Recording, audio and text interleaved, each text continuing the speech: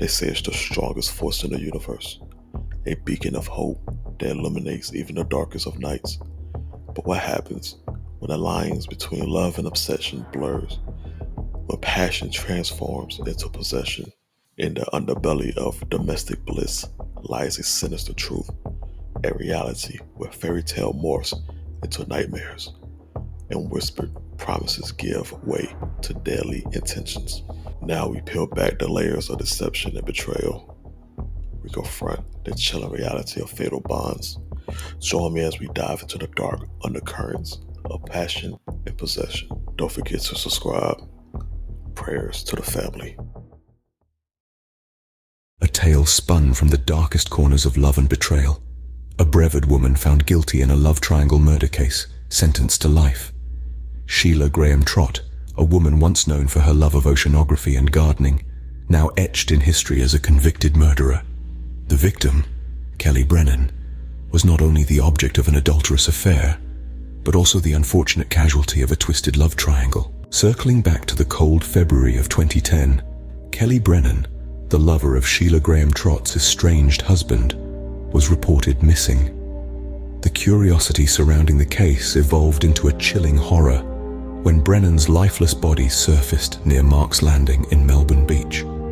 This horrifying discovery was preceded by an ominous claim made by Graham Trott to her sons, a dream where Brennan had been hurt. The chilling narrative unraveled further when Graham Trott's sons testified about the night Brennan disappeared. They recalled their mother driving them to a beach where they saw a body, and then to a vacant lot where a reusable Publix bag was picked up, a bag that was never recovered by the police. The subsequent call to 911 made by Graham Trott's mother, Margaret Byers, only added fuel to the growing suspicion. The prosecution painted a sinister picture of the night Brennan died. Graham Trott was said to have left her house under the pretense of a trip to Walmart, only to allegedly wait in Brennan's yard and attack her from behind. Despite no weapon ever being found, the injuries that ended Brennan's life were consistent with being hit with a hammer. Graham Trott, though petite, was not in a mutual fight, according to the state. The defense, however, pointed to the lack of concrete evidence tying Graham Trott to the crime scene and suggested that Brennan's husband could have been the true attacker. The only sample taken from Brennan's yard, where the state suggested the murder took place, was not blood, and the blood found near Brennan's body was never tested. The case that unfolded was a chilling tale of love, betrayal, and murder, ending with Graham Trott found guilty of first-degree premeditated murder and sentenced to life in prison. The lingering questions and the shocking verdict left a trail of broken hearts and a mother proclaiming her daughter's innocence. In summary, the love triangle murder case, with its chilling narrative and shocking verdict, is a haunting reminder of the dark alleys love can lead us down. From the ominous dream to the disturbing discovery of a body, the meticulous cleanup operation, and the counter-arguments of the defense, the case was a labyrinth of twists and turns. And at its center, a woman once known for her love of the ocean and roses, now forever tied to a crime of passion. In the quiet town of Waldoboro, Maine, a chilling crime took place in the summer of 2012. Arline Lawless, a 26-year-old woman, was convicted for the cold-blooded murder of her boyfriend, Norman Benner Jr., aged 34. A story of love turned lethal, where the fear of abandonment led to a deadly act. The relationship between Lawless and Benner was fraught with tension. Days before the murder, Benner revealed to his mother his plans to break up with Lawless. Unfortunately, he would never get the chance to follow through on this decision. Lawless, fearing that Benner would leave her for another woman, took the drastic step of ending his life. The murder scene was nothing short of a horror movie, according to Dawn Benner, the victim's mother. She and her daughter discovered the lifeless body of Benner at their Friendship Road home, with Lawless lying next to him, suffering from a self-inflicted gunshot wound. The sight of her son's lifeless body, Dawn recalled, was a sight she would never forget. The courtroom was filled with friends and family of the victim, many openly crying, all mourning the loss of a man described as sweet and compassionate. The grim reality of the situation was that Lawless, the woman responsible for their grief, would only serve a 35-year sentence for her actions. A sentence that Dawn Benner claimed was nowhere near enough for the crime committed. The judge, Justice Jeffrey Yelm acknowledged the severity of the crime and agreed with Don Benner's sentiment that the murder was an act of domestic violence. He stated that the crime was premeditated, a cowardly act of shooting Benner in the back of the head, perhaps while he was sleeping.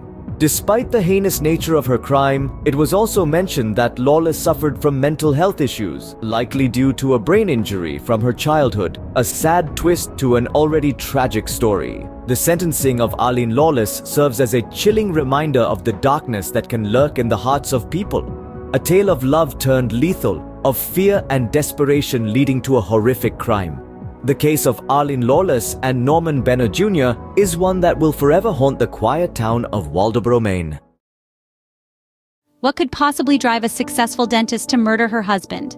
Today, we delve into the chilling tale of Clara and David Harris, a successful couple whose marriage spiraled into a deadly nightmare. Few smiles were brighter than those of Clara and David Harris, both accomplished dentists who shared a thriving practice and a seemingly perfect marriage. Their upscale home in Friendswood, Texas, and luxury cars, including Clara's Mercedes-Benz, were testaments to their success. However, the year 2003 brought a dark cloud over their blissful existence. Clara began to suspect her husband, David, of having an affair with his secretary, Gail Bridges. Intent on uncovering the truth, Clara took a drastic step. She hired a private detective to tail the couple around town. A few days later, the detective delivered the shocking news. David and his secretary were at a hotel rendezvous, the very hotel where Clara and David had exchanged their wedding vows. Enraged by this betrayal, Clara, accompanied by her stepdaughter, drove to the hotel to confront David. What followed was a scene straight out of a horror movie. When Clara saw David exiting the building, she floored the gas pedal of her Mercedes and ran over him, not once, not twice, but 3 times. David Harris was pronounced dead at the scene. At her trial, Clara's attorneys painted a picture of a woman pushed to the edge by her hard-to-please husband. According to the defense, Clara had given up her practice, hired a personal trainer, and even undergone plastic surgery in a desperate bid to keep David happy. However, the jury wasn't swayed. The damning evidence, a videotape of the vehicular homicide ironically recorded by the detective Clara had hired to tail David, sealed her fate. Clara was convicted of second-degree murder and sentenced to a 20-year prison term. Today, Clara Harris is serving her sentence at the Mountain View Unit in Gatesville, Texas. She will be eligible for parole in 2023. Her twin sons, born in 1996, are now in the custody of friends and visit their mother regularly. This tragic tale of love, betrayal, and murder serves as a stark reminder of the destructive power of jealousy and rage. The once successful dentist, wife, and mother, Clara Harris, now lives her life behind bars, a grim consequence of a moment's blind fury.